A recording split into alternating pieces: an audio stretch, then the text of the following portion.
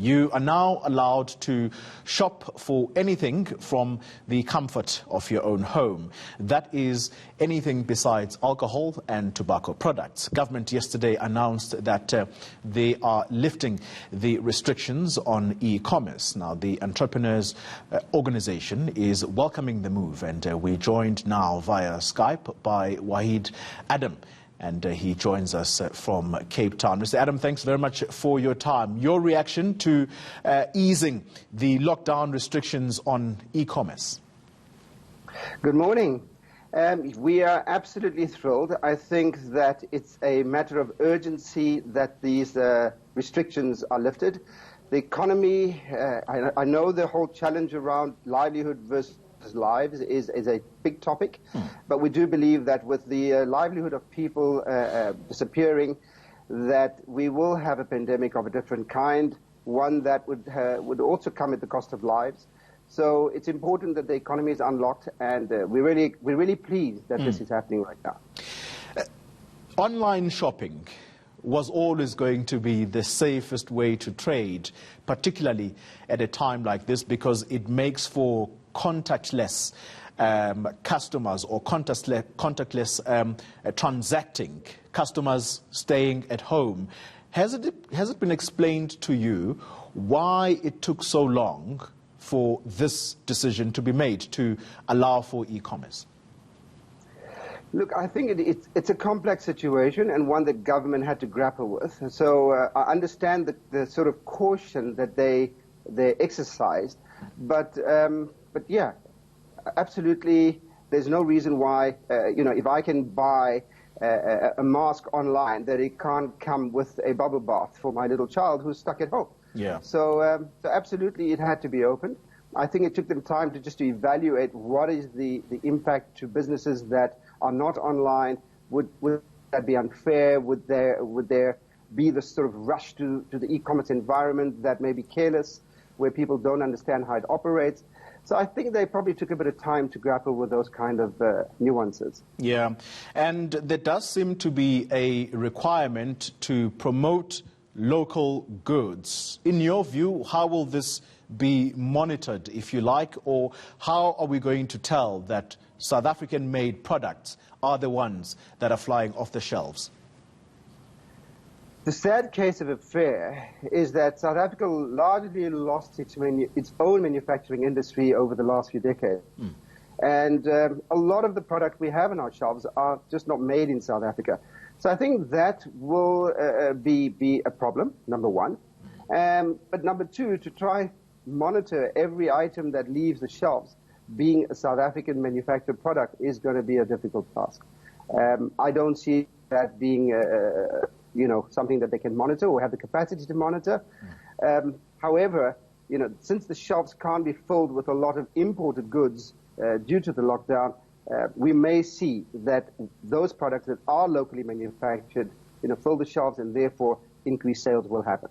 Yeah, and the issue of pricing, Waheed, the concern has always been that locally made products tend to be more expensive. And I think while you think about the response to that question, I want to ask you also about the process that's about to unfold at NEDLAC this morning, or should I say today, because we don't know the exact time, around the immediate consultation that the President spoke about to consult everybody around level 3.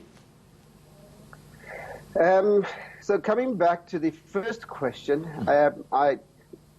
just repeat that part. Sorry, in terms of the first question. The first question was around the expense of local products, just how costly they are sometimes are.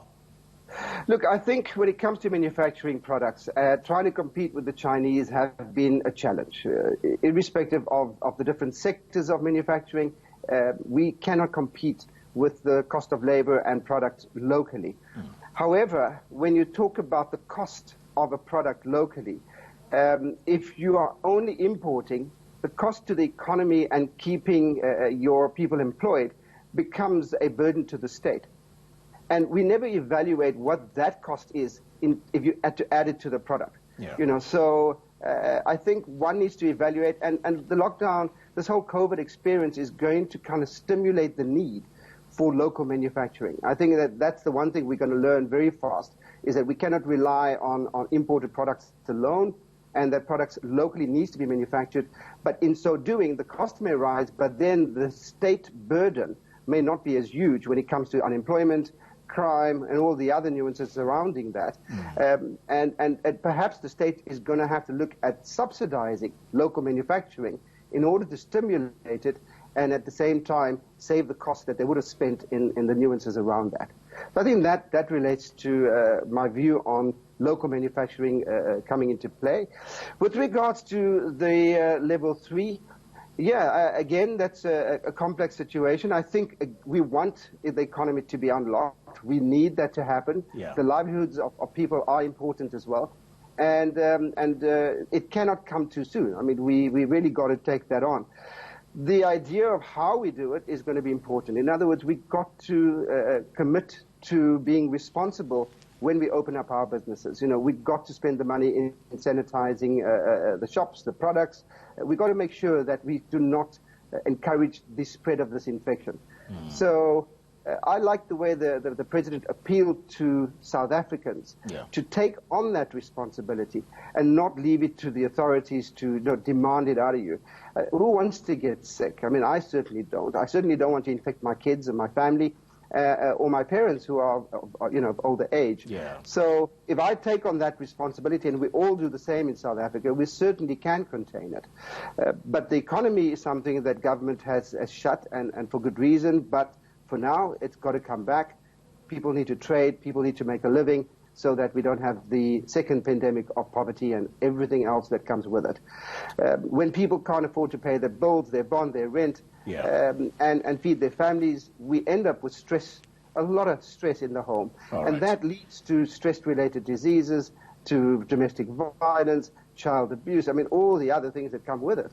So the impact on lives are far-stretching when it comes to that. Waheed Adam, thank you very much for your time. He's with the organization Entrepreneurs Organization.